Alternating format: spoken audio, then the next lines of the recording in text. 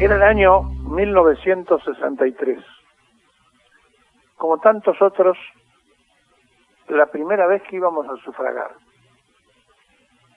Era una cosa muy rara porque habíamos sido convocados además para ser fiscales generales de Unión Popular y poder controlar la elección de Framini Anglada, la boleta de Framini Anglada, que se presentaba a elecciones después que Perón había mandado un mensaje cuando se discutía la fórmula en un congreso de Luján Las Flores. Marcos Anglada se había proclamado candidato y por otro lado había estado en Chorena y por otro lado aparecían otros candidatos, y Perón dice, la fórmula es Framini Perón.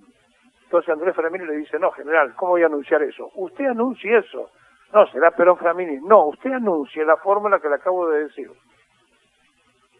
Y se anunció la fórmula Andrés Framini gobernador, Perón vicegobernador. Obviamente, Perón estaba indicando quién había elegido él para que fuera el candidato a gobernador. El negro Framini, dirigente textil de las segundas líneas que se había hecho cargo en los tiempos de la Resistencia, como tantos otros. Y Framini, después con Anglada, que entendió el mensaje de vice, conformaron la fórmula y arrancaron y caminaron la provincia, y nosotros nos ilusionábamos e hicimos las dos cosas juntas, votar por primera vez, y como fiscal general sabíamos que podíamos votar en cualquiera de las mesas. Por lo tanto, votamos en una mesa donde nos agregaron abajo en el padrón, porque el fiscal general puede hacerlo en cualquier lugar, pero no se nos iba a ocurrir ir a la mesa nuestra, donde figurábamos sin votar y votar de vuelta. No se nos hubiera ocurrido nunca.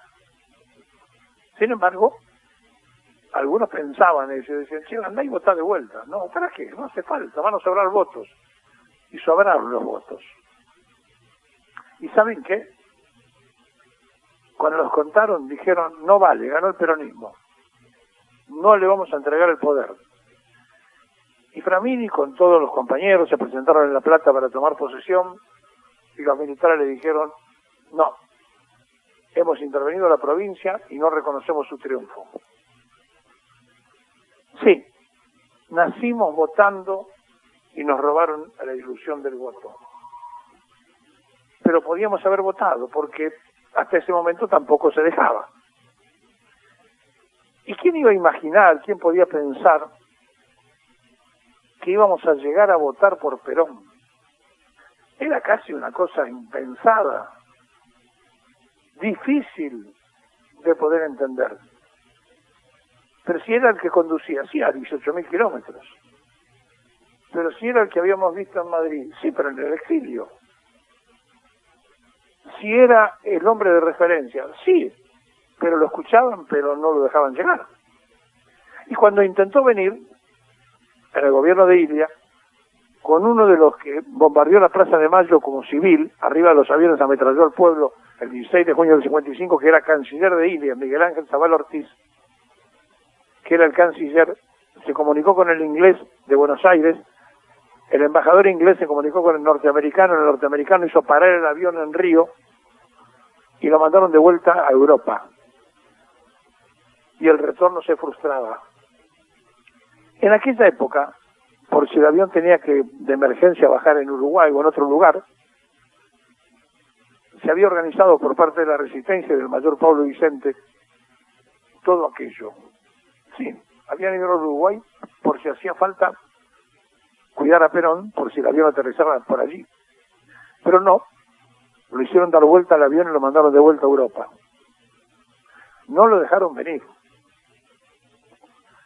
Y entonces las frustraciones se fueron ampliando, se fueron repitiendo,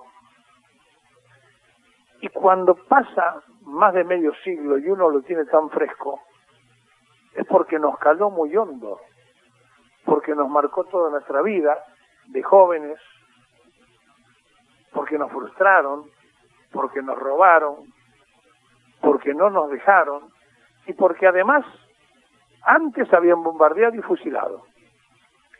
Y mataron y fusilaron a conocidos. Y entonces Libraga, con un tiro de gracia, cuyo hermano estudiaba con nosotros, a cuadras de donde vivíamos, habían ido a escuchar una pelea del Lauce, algunos y otros a conspirar, se los llevaron a todos y los fusilaron en los basurales, después de pasar por la comisaría de San Martín, porque Desiderio Fernández Suárez, un mayor, que cuando era mayor del ejército lo quiso asesinar a Perón antes del 17 de octubre, era el jefe de la policía de la provincia que dio la orden de fusilamiento. Y no dejaron de derramar sangre fusilando, y al mejor estilo del asesinato de Dorrego lo mataron a Valle, y la carta de Dorrego y la carta de Valle son casi calcadas. Habían asesinado al creador del federalismo y después asesinaron a quien se había levantado en armas para que el peronismo pudiera expresarse. ¿Cómo olvidar todo eso si las cicatrices están? ¿Cómo explicarle a nuestros nietos que no se pueden equivocar el domingo? ¿Cómo se hace? En el mientras tanto, hay una situación que lacera, que lastima, porque por haber perdonado a todos, por haber permitido en creer en que se podía hacer la unidad nacional, hicieron el cruel y más sanguinario de los golpes cuando voltearon al gobierno de Isabel. Sí, no llegábamos a 200 los que estábamos en la Plaza de Mayo pidiendo evitar el golpe. No éramos más que eso. La verdad que son muchas las cosas que uno va a poner en juego el domingo. Sí, estamos en veda política, pero ponemos en juego a la patria, por lo menos para un sector de la población. Y entonces, en el mientras tanto, nos preguntamos qué es la patria, que viene de patrimonio, nos pertenece nuestro patrimonio, patria, que es la soberanía que se va a conmemorar el día lunes. Bueno, es cuando en la vuelta de obligado, Rosas de gobernador y el resto de los que tuvieron que estar allí con Mansilla, le dijeron a los franceses y a los ingleses, no hay aduana interior, el río Paraná es de los argentinos. Y encadenaron el Paraná, sí, con un buque contra una escuadra. ¿Y qué es la soberanía? Y es cuando la reconquista de Buenos Aires, 2 veces, de los mismos ingleses, los mismos que están en Malvinas, que además se robaron todo, se robaron el tesoro de Buenos Aires, es decir, no robaron de entrada y después nos llevaron al empréstito de la Bravel. ¿Se dan cuenta? Que los ladrones siempre fueron británicos. Y entonces, claro, uno puede elegir entre la patria y los ingleses. No hay dificultades. Pero explicar esto es mucho más complejo porque hay quienes no terminan de entender, quienes no se detienen a estudiar la historia, quienes no preguntan si la Constitución permite las cosas, y avanzan, y dicen, y cuentan con una tremenda complicidad de la prensa canalla, y entonces uno se siente en la imperiosa necesidad de repasar la historia todo el tiempo, porque la historia nos marca, porque la historia nos lleva a darnos cuenta que es ser argentino. Y además, porque 51 años atrás trajimos al único hombre que se presentó y sacó más votos que cuando se había ido. La tercera vez que lo eligen presidente por el 66% del sufragio. Nadie llegará nunca a esta diferencia. Se llamó Juan Domingo Perón, como para nosotros está presente se sigue llamando. Fue el creador de una tercera posición ideológica, el hacedor de la felicidad del pueblo argentino, el de las 120.000 obras públicas, el de los derechos humanos en la Constitución del 49, derecho a los trabajadores, derecho a la mujer, derechos, pero también obligaciones que marcaba la Constitución. Hay que producir al menos lo que se consume, decía. Y gobernar es crear trabajo, otra de sus frases predilectas. Y lo primero que dijo un 17 de octubre fue: trabajadores, únanse. Y aquel grito que salía desde el fondo mismo de su razonamiento lo hacía un coronel, un militar. Y pedía a gritos que el pueblo se uniera. El pueblo trabajador, el que producía, no el que vivía de las vacas que le vendían los franceses para ir a tomar champán a París o a los ingleses. Se trata de entender esto, se trata de entender que la justicia social no la paga, como cree alguien, una minoría, sino que pertenece a un derecho humano, que todos vivamos con dignidad. Se trata de entender que el mercado de comprar y vender existe porque el Estado permite y crea reglas, si no, no existiría. Se trata de entender que los particulares no pueden importar y exportar si no hay un convenio de Estado a Estado. Se trata de entender que la Constitución Nacional dice que el Banco Central de la República Argentina es la única autorizado a emitir dinero de la moneda circulante, etcétera, etcétera, etcétera. Y si no se puede entender todo esto, si el odio le gana al raciocinio, si la incultura le gana a la cultura, si la desinformación le gana a la información, es porque hay culpables de la prensa canalla y una tremenda culpa de los que estamos del otro lado, de no haber hecho el mayor de los esfuerzos las veces que oportunamente se ejerció el gobierno para la revolución cultural. Miren, un día Mao se levantó y dijo: hay que hacer la revolución cultural en China. Eso lo entendían, pero si tiene todo el poder, ¿por qué quiere hacer la revolución cultural en China? Y para evitar esto que pasa ahora, que China sea capitalista alguna vez. Lo cierto es que cuando pasan estas cosas, cuando ocurren estas cosas, y en China hay 20 millones de millonarios, siguen diciendo que son el Partido Comunista para adentro, pero para afuera son una potencia capitalista. La verdad es que uno se pone a analizar Potsdam y Yalta, cuando se repartieron el mundo, y por qué Perón creó lo que creó. Esa tercera posición distante de uno como de otro de los imperialismos dominantes. Sí, los imperialismos.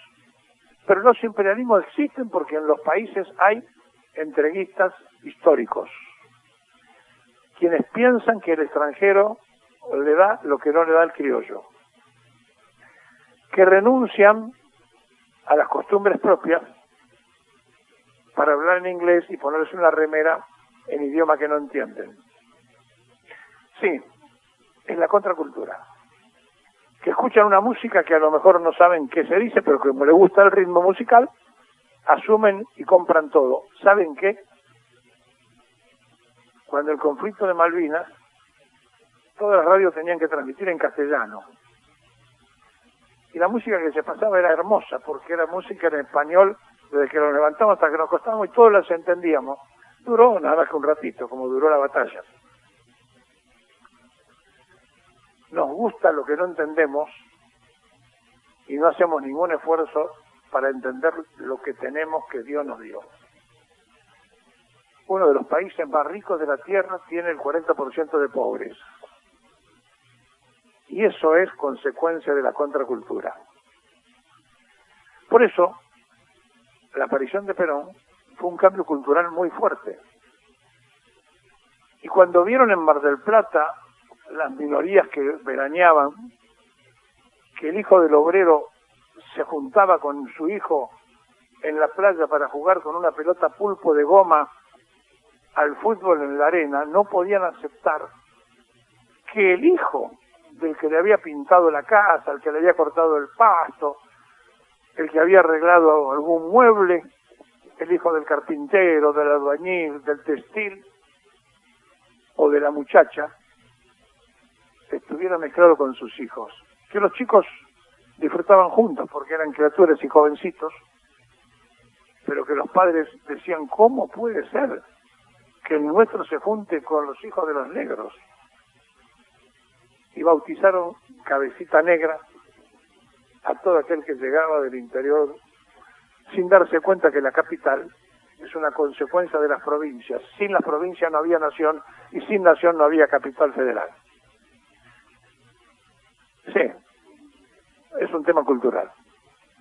Es un tema cultural difícil de entender, difícil de comprender, y en este Día del Militante, a aquellos que lo entendieron, que dieron su vida, que fueron presos, que están desaparecidos, aquellos que nunca más podrán estar con los suyos, le decimos gracias. Gracias por lo que hicieron, gracias por lo que aportaron, pero también decimos que en definitiva lo único que hicimos fue darle gratitud, pero también hubo claudicación de los que cantaron la marchita. Y cantando la marchita hicieron lo que no había que hacer.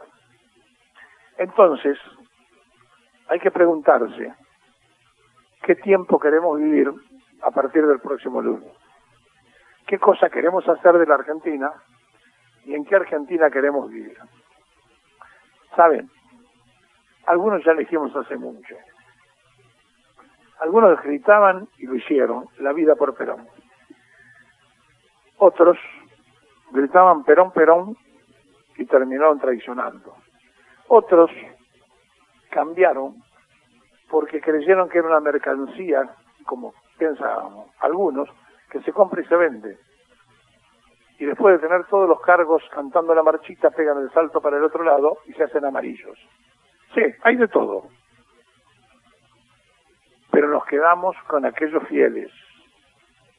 Nos quedamos con el resistente. Nos quedamos con Libraga contándole a Wolf.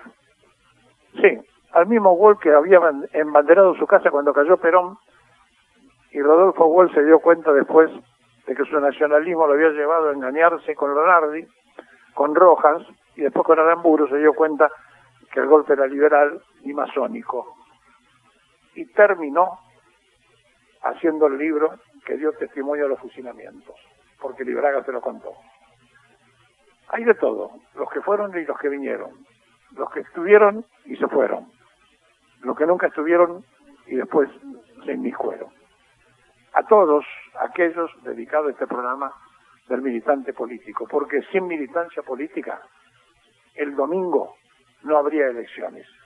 Y sin militancia política, el domingo no habría ciudadanos pudiendo definir qué país queremos.